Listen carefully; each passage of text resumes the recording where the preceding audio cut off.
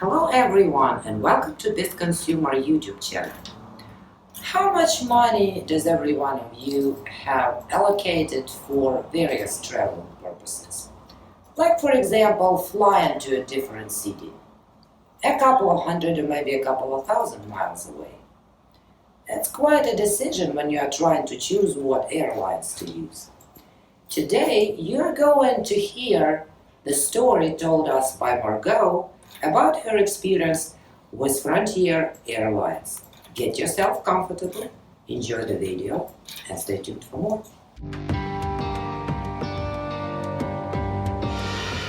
So I went to Denver, flew from Washington D.C. area to Denver. The way up there were no issues. The way home, I went to the airport in Denver, and 2 hours before the flight was to take off, I see on the board that the flight's been canceled. So I go to wait in the customer service line. There's one person to help everyone. And they hand us a piece of paper that says you can either get a refund, you can get a rental car to drive somewhere, which obviously isn't going to help me because I live in Washington, D.C., or you can buy a ticket on another airline and they'll reimburse you up to $500. So I decide to buy another ticket because I want to go home, obviously. And they had a website that you were supposed to enter your confirmation number to get a reimbursement. The website would not work for me. I put in all the numbers like I was supposed to, and I tried multiple times. I couldn't get it to work. So I asked customer service to help me. Couldn't get any help at all. So I called their customer service. The first customer service rep said I should just get a refund. And I tried to tell him that I don't live in Denver, so a refund still has me stuck in the Denver airport. And then I spoke with the supervisor who would only tell me her name was Lori. I asked her for her last name, and she said, "I'm not authorized to give you my last name." After I asked her about 5-6 times, she gave me a customer ID number or some kind of ID number. But I had to get pretty angry to get that information. So I submitted my receipt for an airline ticket that I purchased on United. Because it was the same day of the flight, that flight was almost $600 to get home, which I had to lay out of my own pocket, and then submit the receipts. And now I'm told it will take 4 to 6 weeks to get my money back. And I think one of the things is that the whole reason you fly these discount airlines is so that you don't pay almost $600. And now I'm out this money. And the website that I had tried to use said you could get your money back in 2 weeks. So I said, I tried with 3 people to get into this website. It didn't work.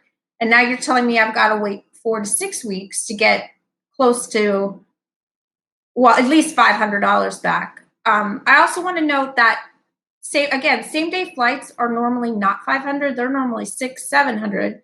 So potentially a customer can actually lose $100 or $200 of their own money because a flight is canceled, which I just think is crazy because the whole point that you fly these kinds of discount airlines is to save money, but you end up spending your own money, and no one told me that was a possibility.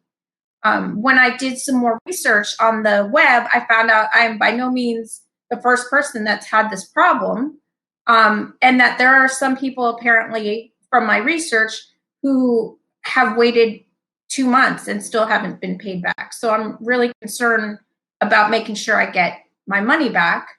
And I want my money back in full, which was $565, I believe, that I had to lay out for, potentially 6 weeks or longer. I don't know, depending on when they pay me back.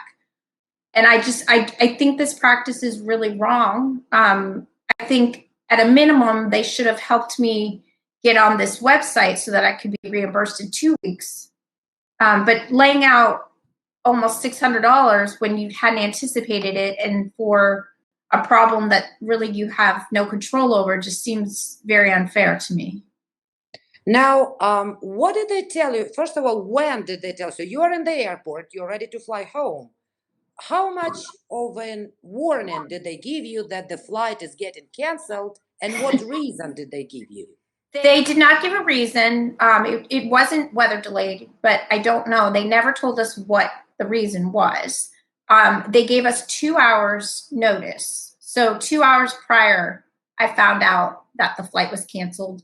I actually didn't get any kind of text notification. And then when I did get an email, it was after I was already at the airport.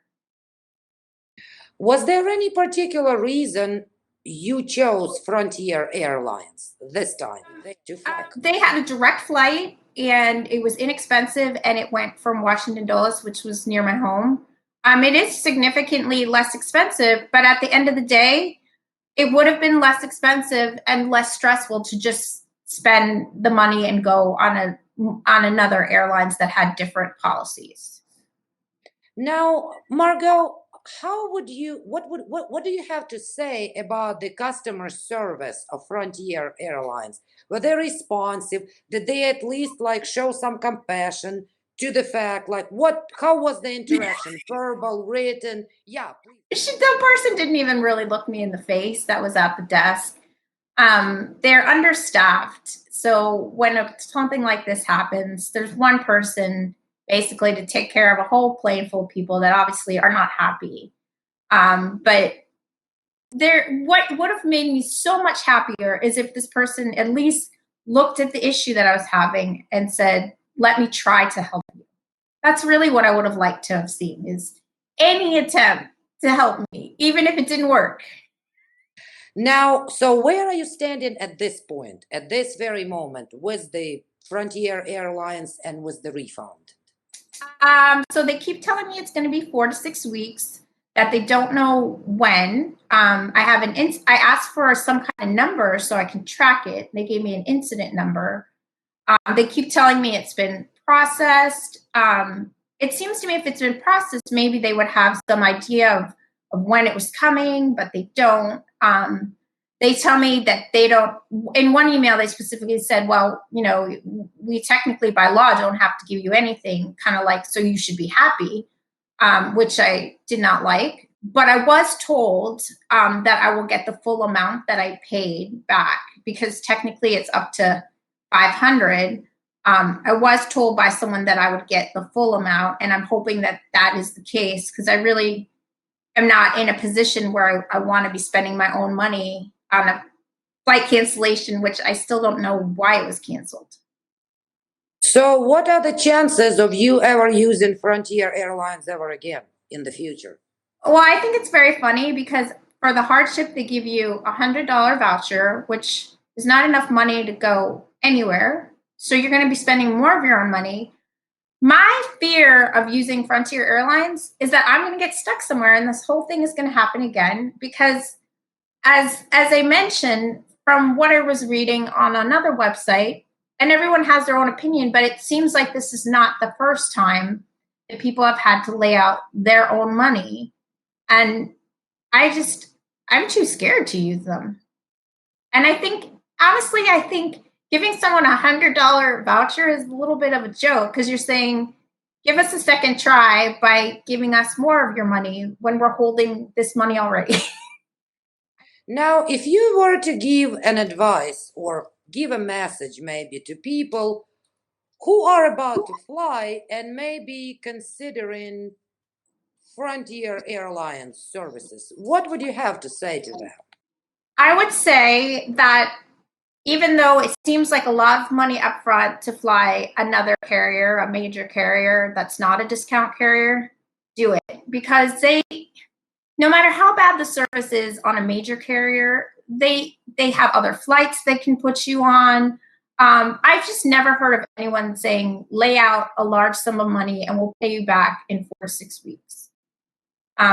So it's worth it just to be able to at some point get to where you're going and have the backing of a larger company to support you. There also really seemed to be a culture within Frontier of kind of pointing fingers at someone else and not taking accountability. And I really did not like that as a customer.